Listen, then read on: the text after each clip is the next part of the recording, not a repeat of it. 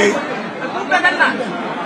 গণতন্ত্রে আমরা আবার ফিরে যাওয়ার সূচনা হল।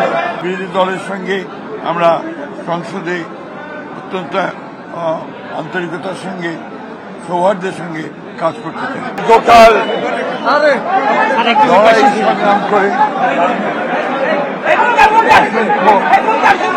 তরুণ যুবক রক্তপাতের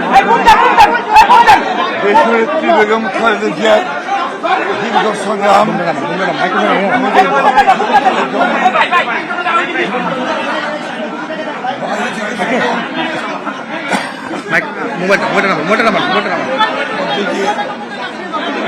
আজকে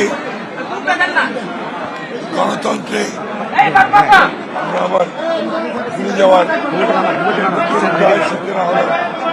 আমরা বিশ্বাস করি, আশা করি, প্রত্যাশা করি এই সংসদ বাংলাদেশের রাজনৈতিক অঙ্গনে এবং অর্থনৈতিক অঙ্গনে নেতৃত্ব দেবে।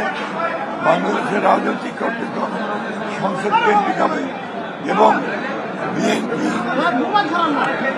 সংখ্যাগরিষ্ঠ দল হিসেবে জাতিকে ইচ্ছিত লক্ষ্যের দিকে নিয়ে যাবে রাজনৈতিকভাবে এবং অর্থনৈতিকভাবে।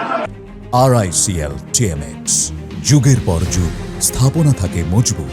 আমাদের সংসদ নেতা যেন তারেক রহমানের নেতৃত্বে এই সংসদ নিঃসন্দেহে সকল কর্মকাণ্ডের কেন্দ্রবিন্দু করে হবে, সেটা আপনারা ভবিষ্যৎ দেখতে পাবেন। বিরোধী দল আজকে সংসদে শপথ নিয়েছেন স্যার, অত্যন্ত আনন্দের কথা এবং আমরা বিরোধী দলের সঙ্গে আমরা সংসদে অত্যন্ত আন্তরিকতার সঙ্গে সৌহার্দ্যের সঙ্গে কাজ করতে চাই।